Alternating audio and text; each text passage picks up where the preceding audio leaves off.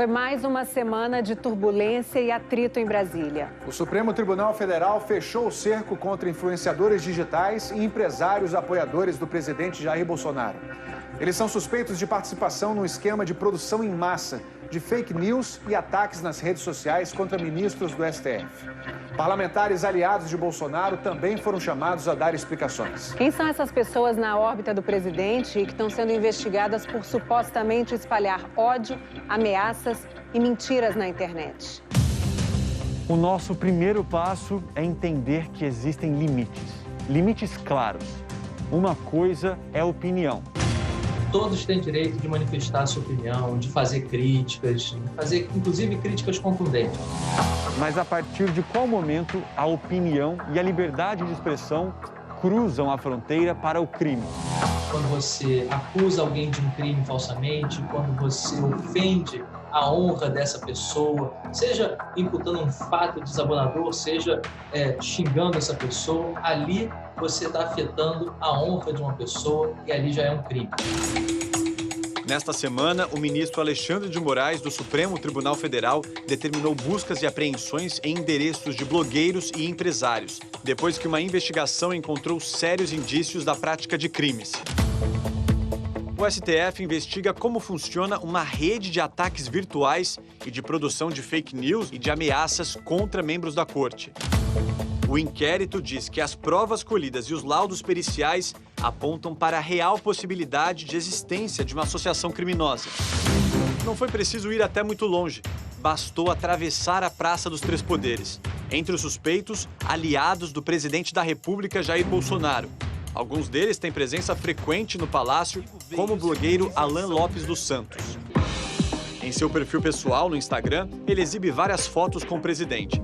Em 2018, um dia depois do segundo turno das eleições, ele escreveu: "O presidente eleito recebeu um Zé Ninguém só por ser um amigo." São várias publicações ao longo do tempo em que demonstra ter acesso fácil ao palácio e ao presidente, a quem chama de amigo. Neste mês, Alan publicou uma foto em frente ao Supremo, mostrando o dedo do meio. Ele tem um site e também um canal no YouTube com mais de 900 mil inscritos. E o STF parece ser um dos temas favoritos. A safadeza, a canalice e a imoralidade de membros dessa Suprema Corte. Segundo pesquisadores da USP, a corte foi mencionada em mais de 70% dos vídeos do canal nos últimos 2 meses. Em depoimento à CPMI das fake news, em novembro do ano passado, Alan disse que não recebia dinheiro do governo. Eu tenho orgulho de dizer que sou dono do maior portal conservador de notícias da América Latina e não recebo 1 centavo do governo. Afinal de contas, a gente não recebe dinheiro da SECOM, de ninguém, né? Dados da Secretaria de Comunicação da Presidência mostram que no período de janeiro a setembro do ano passado, o governo veiculou quase 1.500 anúncios no site de Alan, mas o documento não revela valores. Neste domingo, uma reportagem do jornal o Globo mostrou que canais no YouTube que atacam o STF e pedem intervenção militar receberam verbas publicitárias de empresas estatais. Os dados obtidos por meio da Lei de Acesso à Informação revelam que, ao todo, mais de 28 mil anúncios da Petrobras e da Eletrobras foram veiculados nesses canais entre janeiro de 2017 e julho de 2019, antes e durante o governo Bolsonaro. Uma outra base de dados da Secretaria de Comunicação da Presidência aponta que mais de 390 mil anúncios do governo federal tiveram como destino 11 sites e canais com o mesmo perfil, entre junho e agosto do ano passado. Essa verba foi destinada para a campanha sobre a reforma da Previdência. Em resposta à reportagem, a SECOM e as empresas estatais disseram que não direcionaram as verbas para os veículos, embora seja possível impedir que um determinado canal receba publicidade.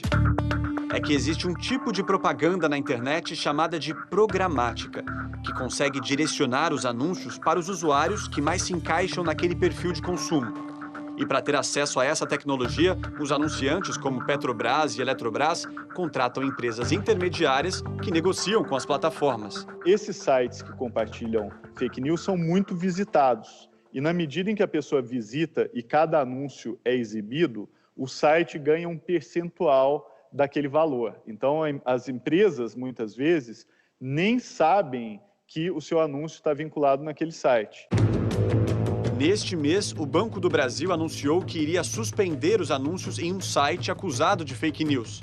Mas voltou atrás depois que o filho do presidente, o vereador Carlos Bolsonaro, saiu em defesa do site. O secretário de Comunicação do Planalto, Fábio Weingarten, sugeriu que atuaria para que o banco voltasse atrás da decisão. Diante disso, o Ministério Público alegou uma suposta interferência indevida na publicidade do Banco do Brasil. E o Tribunal de Contas da União mandou o banco suspender contratos de publicidade com sites, blogs, portais e redes sociais até que a Controladoria Geral da União e a Casa Civil regulamentem o uso de verbas públicas nessas mídias. A reportagem deste domingo do jornal O Globo, que mostra como o dinheiro de estatais tem irrigado canais do YouTube que atacam o STF, revela ainda que entre os blogueiros que receberam verba publicitária da Petrobras e que são investigados pelo STF estão Alan dos Santos, Enzo Leonardo Suzy Momenti e Bernardo Pires Custer. Esses 3 blogueiros e mais 13 pessoas foram alvo de buscas e apreensões no inquérito que apura ataques contra ministros do Supremo. Uma delas é Sara Fernanda Giromini, conhecida como Sarah Winter. No passado, ela participava de protestos feministas. Hoje, ela se diz ex-feminista. Também no passado, em 2014, ela foi às ruas protestar contra o então deputado Jair Bolsonaro. Agora, é apoiadora dele. Neste mês, o Ministério Público do Distrito Federal moveu uma ação contra ela e outros integrantes de um acampamento instalado na esplanada dos ministérios. Os promotores chamam o grupo de milícia armada e tentam na justiça o fim do acampamento. Em entrevista à BBC Brasil, ela reconheceu a existência de armas dentro do grupo. Sara já ocupou um cargo no governo federal na Secretaria Nacional de Políticas para as Mulheres.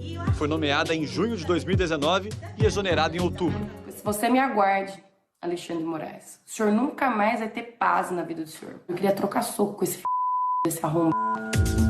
Sara, Alan e outros blogueiros são suspeitos de integrar um complexo esquema de disseminação de notícias falsas por meio das redes sociais, atingindo um público diário de milhões de pessoas, expondo perigo de lesão à independência dos poderes e o Estado de Direito. A investigação conduzida pelo STF aponta ainda que toda essa estrutura estaria sendo financiada por um grupo de empresários, que atuaria de maneira velada, fornecendo recursos das mais variadas formas. Na decisão, o ministro Alexandre de Moraes diz que todos esses investigados teriam ligação direta ou indiretamente com o aludido Gabinete do Ódio. O funcionamento desse suposto gabinete, onde seriam produzidos ataques sistemáticos, foi detalhado por parlamentares, que também prestaram depoimento na CPMI das fake news no Congresso, como conta a relatora. Um gabinete de jovens contratados muito próximos do gabinete do presidente da República. Essa investigação do Supremo tem muito a ver com essa linha investigativa que nós adotamos. Ela reforça que nós estávamos no caminho certo. Por isso, nós certamente ficaríamos muito felizes de poder ter acesso ao resultado dessas informações, dessas investigações. Uma das descobertas da CPMI é que um perfil que fazia ataques virtuais numa rede social era acessado pelo gabinete do deputado Eduardo Bolsonaro, filho do presidente. Tudo isto é resultante de uma prática nociva, criminosa, de passar mentira como se fosse verdade para o conjunto da sociedade. Para isso são usadas pessoas, perfis falsos e até robôs para fazer com que essa notícia chegue rapidamente a todo o território nacional.